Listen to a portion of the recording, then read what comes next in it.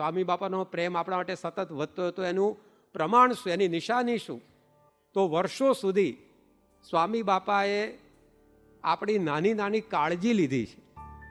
આપણા નાના નાના ક્ષુલ્લક સંકલ્પો એને પણ પૂરા કર્યા. જો એ પ્રેમ વધતો ના ગયો હોય ને તો માણસ કહી દે કે ભાઈ હવે એકવાર તો તારા ઘેર આવી ગયા, બીજી વાર શું જરૂર છે કે, અથવા તો એકવાર તો તારી ગાડીમાં બેઠા, હવે ફરી વાર શું કે. પણ 10 વખત એકના એક ઘેર સ્વામી બાપાએ પધરામણીઓ કરી હશે. 10 વખત એકના એક ગામમાં નગર યાત્રાઓ નીકળ્યો તેમાં બાપા બેઠા હશે. નાના નાના સંકલ્પો. એકવાર સ્વામી શ્રી 1974ની સાલમાં આફ્રિકાના પ્રવાસમાં હતા, પધરામણીઓ નીકળેલા.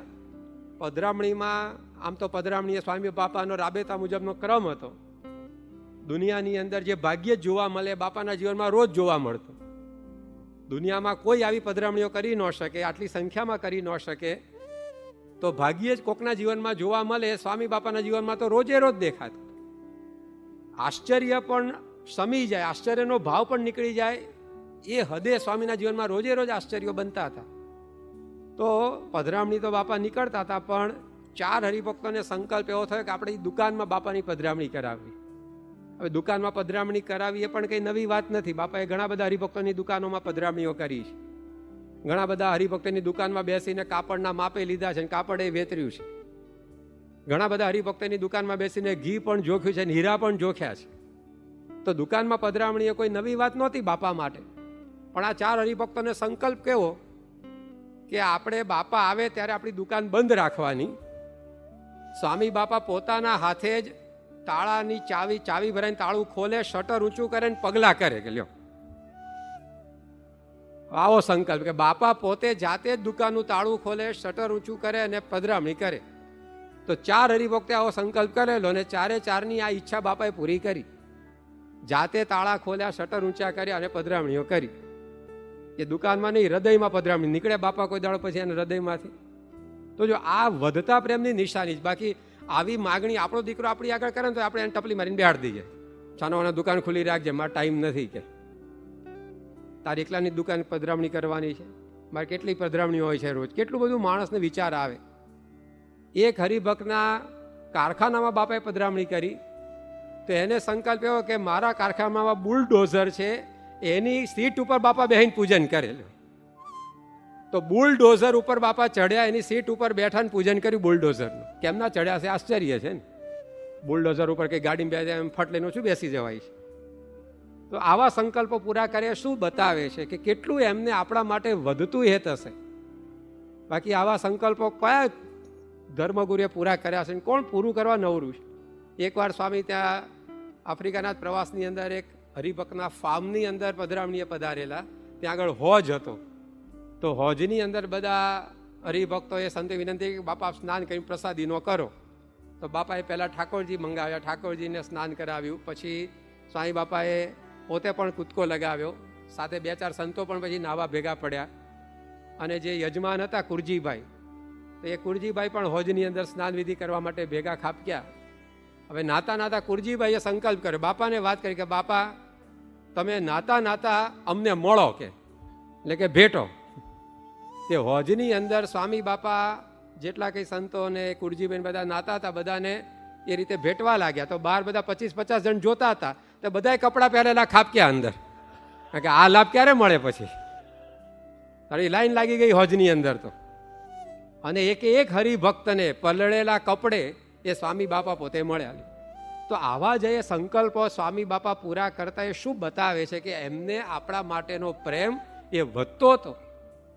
આ ગુણાતીત હેતની નિશાની છે કે ક્યારે કોઈને ઓછું હેત થયું એવું લાગે નહીં.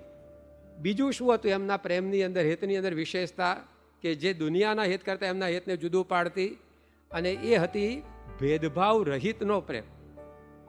આદિવાસીના અંતરની અંદર પણ એમ થાય કે સ્વામી શ્રી મારા છે, અને અમેરિકાના યુવાનના અંતરમાં પણ એ લાગણી જન્મે કે સ્વામી શ્રી મારા છે.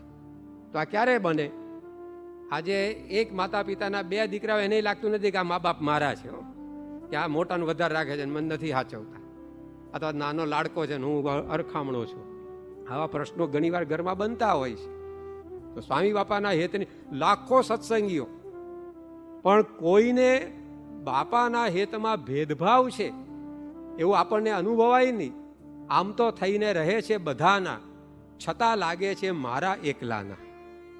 બધાના થઈને રહેતા હતા, પણ દરેકને એમ જ લાગતું હતું કે સ્વામી આપણા છે. તો જો આ ગુણાતીત હેત, આવો અનુભવ કોઈ ન કરાવી શકે. સોસાયટીની અંદર 50 જણ રહેતા, 50 જણને લાગે કે આ આપણો છે, તો સોસાયટીના 50 જણના વિશે આવી ભાવના ન જન્મે તો લાખોનો BAPS પરિવાર. પણ દરેકના અનુભવ સ્વામી બાપાએ કરાવ્યો ને, કોઈ ભેદભાવ નહીં. ઉકાઈના છાત્રાલયમાં સ્વામી બાપા ગયા, ત્યાં તો આદિવાસી વિદ્યાર્થીઓ ભણે. એવા આ ઉકાઈ છાત્રાલયની મુલાકાતે બાપા પધારેલા, અને સ્વામીશ્રીએ બધી રૂમોમાં પધરામણી કરતા કરતા વ્યવસ્થાપકોને પૂછ્યું કે આ બાળકોને સવારે નાસ્તામાં શું આપો છો? તો જે કંઈ નાસ્તામાં અપાતું તેની વાત કરી. તો સવારના નાસ્તામાં દૂધ તો હોય, તો બાપાએ પૂછ્યું કે દૂધ કેવું આપો છો, ગાય ભેંસનું કે પાવડરનું? તો હરિભક્તોએ કહ્યું, જે વ્યવસ્થાપક હશે એણે કહ્યું ગાયો ભેંસોની કંઈ સગવડ નહીં કે જે, પણ કે બાપા પાવડરનું દૂધ આપીએ. સ્વામી કહે પાવડરનું દૂધ ન અપાય, ચડતું લોહી, એને પુષ્ટિ મળે એવું આપણે કરવાનું. માટે આવતીકાલથી હવે આ ગાય કે ભેંસના દૂધની વ્યવસ્થા કરાવજો. તે ગાય ને ભેંસનું દૂધ આવે તેનો ખર્ચો કોની કેડ ઉપર આવવાનો હતો? સ્વામી બાપાની.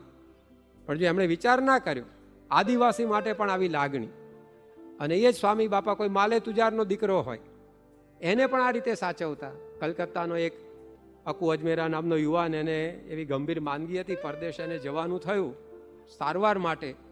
ત્યાં આગળ એને લોહીની જરૂર પડવાની હતી. સ્વામી બાપા અહીંયાથી પત્ર લખ્યો યુવક મંડળ ઉપર, અને ઓપરેશનના સમયે 36 બોટલ લોહી તૈયાર રાખેલું. એક વખત એ વખત જમાનામાં એક બોટલ લોહીની કિંમત $500 થતી હતી. એવી 36 બોટલ લઈને તૈયાર હતા યુવકો. તો જેવી સરભરાઈ આદિવાસીની કરી શકે એવી સરભરાઈ પરદેશી યુવાનની પણ કરી શકે. તો ભેદભાવ વગરનું હેત, આ બહુ અઘરી વાત છે, પણ એ સ્વામીશ્રીના જીવનની અંદર દરેક પ્રસંગે આપણને જોવા મળ્યું છે. એ બધા મોટેરા હરિભક્તોના ત્યાં પધરામણી જતા તો નાનાને ક્યાં બાકાત રાખ્યા છે.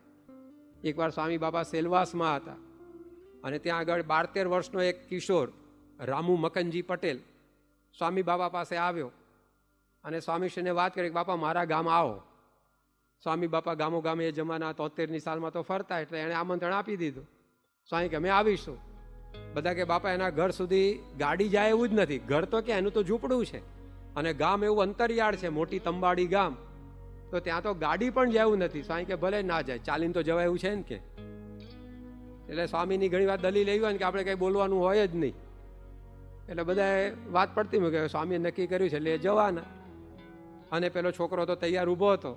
12 માર્ચ 1973ના દિવસે સ્વામી બાપા એના ગામ જવા નીકળ્યા, પણ ગામ તો હજી ઘણું છેટું હતું. રસ્તામાં નદી આવી, એમાં ગાડી ક્યાં નાખવી? એટલે સ્વામી બાપા ત્યાં જ ઉતરી ગયા ગાડીમાંથી, અને પોતાના જોડા કાઢી નદી સોંસરા ચાલતા ચાલતા ઉતર્યા. પછી ત્યાંથી પણ પાછું ઘણું આગળ જ તો ગામ હતું, એટલે ચાલતા ચાલતા જ જવાનું હતું. એમાં એક ગાડાવાળો નીકળ્યો, અને એને આ છોકરો ઓળખે, કારણ કે એના ગામનો હશે. એટલે આ રામુએ પેલા ગાડાવાળાને કીધું કે તું અમને તારા ગાડામાં બેસાડ લે ને. એટલે પેલા કહ્યું વાંધો નહીં, ગાડું ખાલી હતું. એટલે ગાડામાં બાપાને બેસાડ્યા. આસન ક્યાંથી લાવવું, ત્યાં ગાદડા ક્યાંથી લાવવા, ઘાસના પૂળા પાથરી દીધા. એ સ્વામી બાપાનું આસન, અને ઘાસ ઉપર સ્વામી બાપા ગાડાની અંદર બેઠા. રસ્તાની અંદર પેલા બાળકને પૂછતા જાય કે આ કયું ગામ આવ્યું, આ શેનો પાક છે. બાળક કરતા તો પોતે વધારે જાણતા હતા, પણ બાળકને સંકોચ તોડી નાખ્યો. પછી સ્વામી બાપા એના ગામની અંદર ગયા. ઝૂંપડું નાનું હતું, સીધા ટટ્ટાર ઉભા ઉભા તો અંદર પ્રવેશ પણ ન થાય. એટલે વાંકા નમીને સ્વામી બાપાએ અંદર પ્રવેશ કર્યો. સ્વામી બાપા સાથેના સંત ને જોડેના 2 હરિભક્ત, એમાં તો બધું આખું ઘર ભરાઈ ગયું. એનું 4 જણ બેઠા, એમાં એટલું સાંકડું ઘર. પણ સ્વામી બાપાએ પ્રેમથી પૂજન ઠાકોરજીનું કરાવ્યું. એ છોકરાને ચાંદલો કર્યો, આરતી કરાવી, પ્રસાદની અંદર સિંગ અને ખાંડ એ સ્વામી બાપાએ ઠાકોરજીને ધરાવ્યા, અને આમ કરીને એ બાળકનો ભાવ પૂરો કર્યો. પછી સ્વામી બાપા બહાર નીકળતા હતા તો સામે એક મંદિર હતું હનુમાનજીનું. બાપા કે આ શું છે? પેલો રામુ કે બાપા હનુમાનજીનું મંદિર. કે હાલો ત્યાં જઈએ. તો ત્યાં ઉપડ્યા સ્વામી બાપા, અને ત્યાં જઈને જોયું તો મૂર્તિ સિંદૂરના એટલા બધા લપેડા થઈ ગયા હશે ઉપર, કોઈને સાફ કરવાની કંઈ દરકાર નહીં. બાપા કે આ મૂર્તિ તો જુઓ કે દર્શનનું ક્યાં સુખ આવે એવું છે, સાફ કરો. તો ત્યાં 5-15 માણસો બેઠા હતા. બાપાએ મૂર્તિ સાફ કરી તો ખબર પડી કે પીઠનો ભાગે જ અત્યાર સુધી પૂછતા હતા બધા. મૂર્તિ આખી ઊંધી જ હતી. બોલો, આ બાપા જાય ને તો બધું સીધું થાય એવું હોય છે, બાકી બધું ઊંધું જ હાલે દુનિયામાં. તો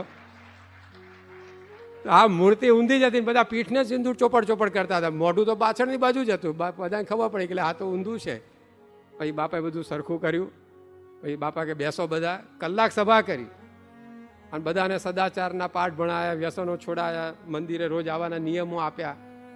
અને સ્વામી બાપા જાણે કોઈ આમ મહારાજાના મહેલમાં પધરામણી કરી નીકળતા હોય એમ એ ઘાસ ઝૂંપડાના મકાનમાંથી નીકળ્યા. તો જો કોઈ ભેદભાવ નહીં, આ બહુ અઘરું છે. એ સ્વામીના હેતની અંદર, પ્રેમની અંદર.